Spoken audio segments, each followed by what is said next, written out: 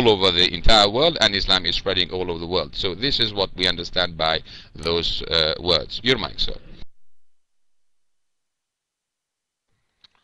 Sir, well, I don't know. I guess you're making up definitions for Aramaic words, sir.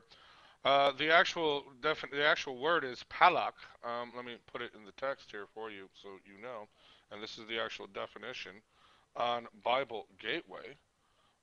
Sorry, Blue Letter Bible. Hold on a second. Paste it in the room.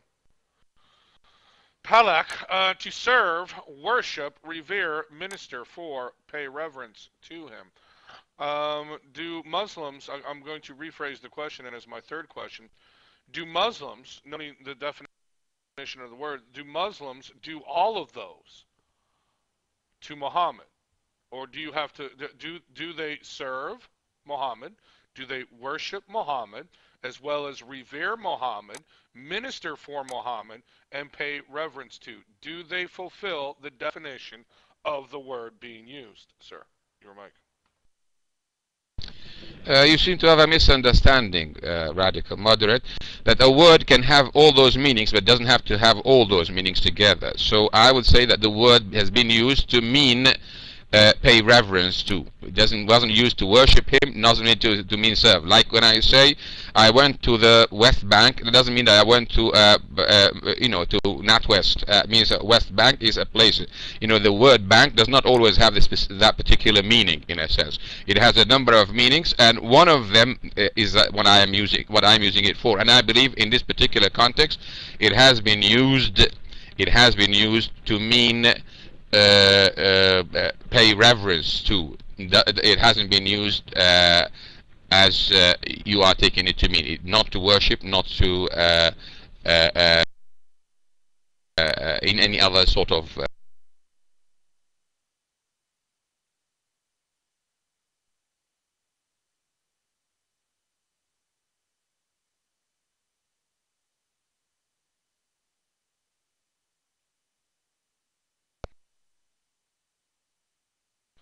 Okay, for my fourth question, I guess, can you demonstrate to us from Daniel or where the word palak is used to mean any other thing than worship? Can you demonstrate that to us, sir, from the text of Daniel? Thank you. That's my question.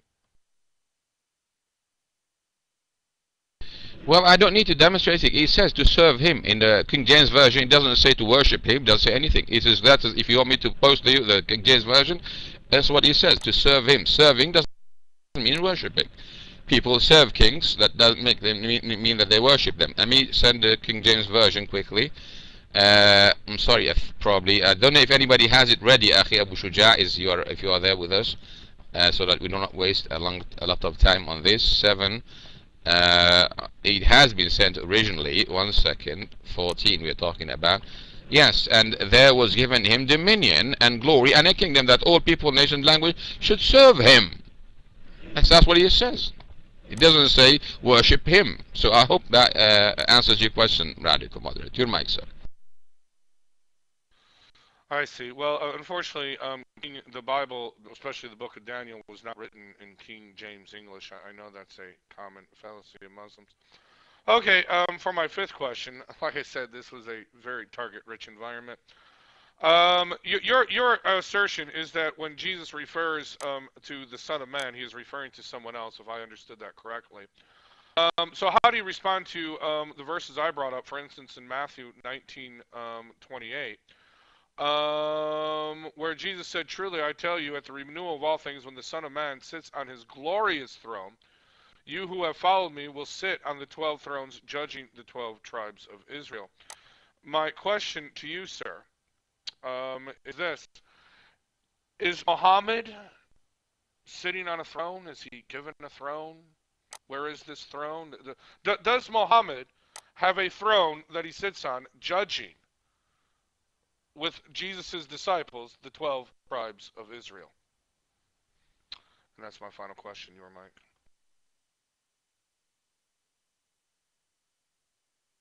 Well, I'm afraid, my friend Radical Moderate, I have to go to appeal my argument regarding the corruption of the Bible in those contexts. We have discussed this, me and you, before.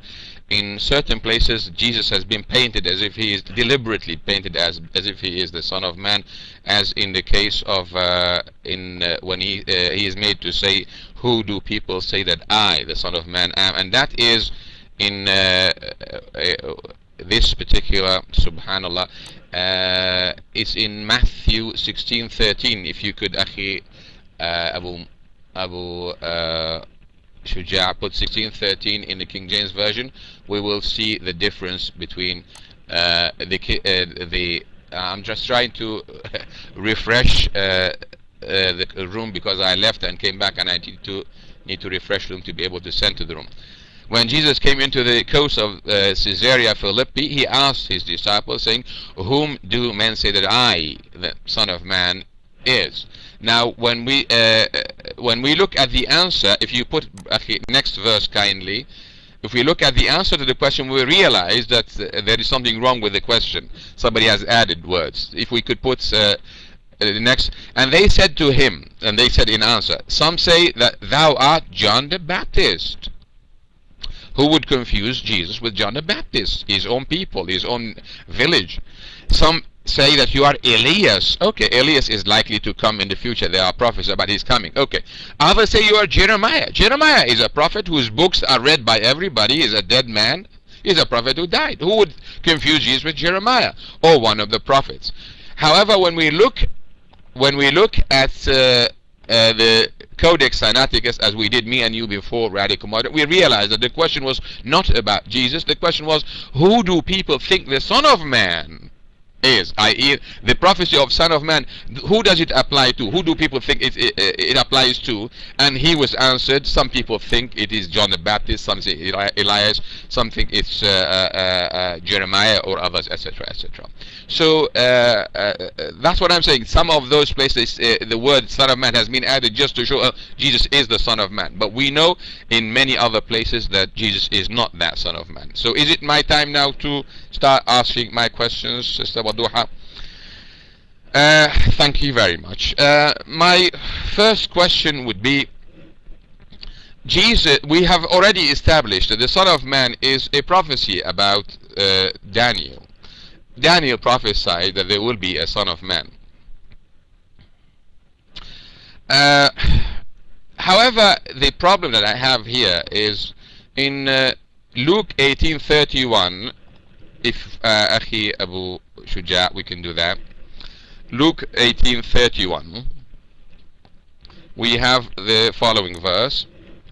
Then he took unto him the 12 and said unto them, Behold, we go to Jerusalem, and all things that are written by the prophets concerning the Son of Man shall be accomplished.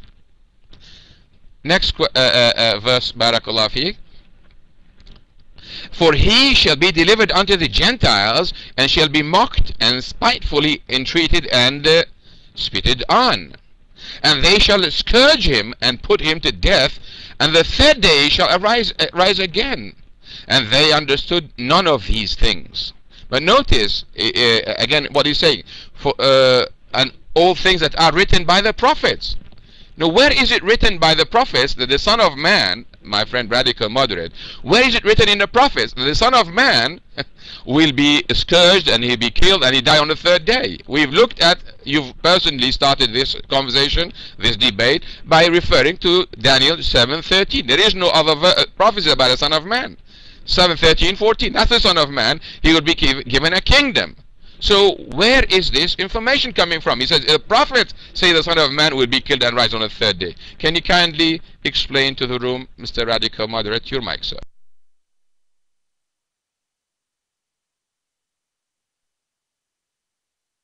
Yeah, not even a problem. Isaiah 53, we have the suffering servant. If someone would like to post the relevant verses for Isaiah 53, that would be Lou Rugg. We also have Psalm 22 regarding the suffering servant, where it speaks very graphically about a crucifixion or a torturous death of an individual. Let's see, 3:5. But he was wounded for our transgression, he was bruised for our iniquities. The chastisement of our peace was upon him, and with his stripes we are healed. All we like sheep have gone astray. We have turned everyone to his ways. He is brought as a lamb to a slaughter, and as a sheep before the shearers. So he openeth not his mouth. He was taken from prison and from judgment, and who shall declare to this generation? For he was cut off from the land of the living. For the transgressions of my people was he stricken. 53:9, and he was made his grave with the wicked and with the rich in his death, because he had done no violence, neither was any deceit in his mouth. Psalm 22:18. They part my garments among them, and they cast lots upon my vesture. The reference to the 3 days, Jonah was in the whale for the 3 days and came out as a resurrection from the dead because he was thought to be dead. And so there you have the completion of just a few. Do you want more? Yeah, it's all in the book of Jonah. Do you want more? I mean, we can go on with this forever on that. But either way, it doesn't really matter what answer I give you, sir. You've thrown in the towel because you said the text does not agree with you, and therefore the text is corrupt. Anyway, your mic, sir. Well, my friend, Mr. Radical Mother, your task was to prove that Jesus is the Son of Man. But now you are giving me evidence that he is he is the servant. What do you call it? The suffering servant. That was not the question. The question is, where is the evidence that the Son of Man? According to us, we have only one prophecy: the Son of Man will come on the clouds of the sky, and he will have a great kingdom, and people will serve him. We've just been talking about that. We didn't find that. Okay, so the authors of New Testament have made it appear as if the Son of Man will die and whatever. That is not in the prophecy. The author is saying that, as is written in the prophets, there is nowhere in the prophets the Son of Man will die and arise on the third day and be flogged, whatever. Right. Move to my second question. Jesus, in a number of places, he says, I tell you the truth, some who are standing here will not taste death before they see the kingdom of God. And he said to them, I tell you the truth, some who are standing here will not taste death before they see the kingdom of God with power, coming with power. But we go immediately to chapter 16 that I mentioned already. For the Son of Man, now Matthew 16:27. I want to focus on this one specifically. For the Son of Man is going to come in his Father's glory with his angels, and then he will reward each person according to what he has done. I tell you the truth, some who are standing here will not taste death before they see the Son of Man coming in his kingdom. Did this happen, Mr. Radical Moderate? Did this Son of Man come in his kingdom? Yes or no, sir?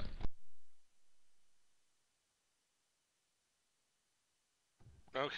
Excuse me. Okay, first part, getting back to your first question, I believe I answered it correctly. However, I did answer it in my opening statement. If you recall, I brought up Daniel 9, where it talks about the Messiah being put to death. Now then, that Messiah being the Son of Man. Now then, to continue on with your next question, it was, did the Son of Man come in his kingdom, I believe, is your question? It's kind of hard to. Can you repeat your question? It's kind of hard to follow your question because you bring up all kinds of stuff, and then you ask a question that really is not relevant, kind of to the stuff you brought up. So could you kind of bring up the question again? Thank you. The question is in front of you, my friend Radical Moderate.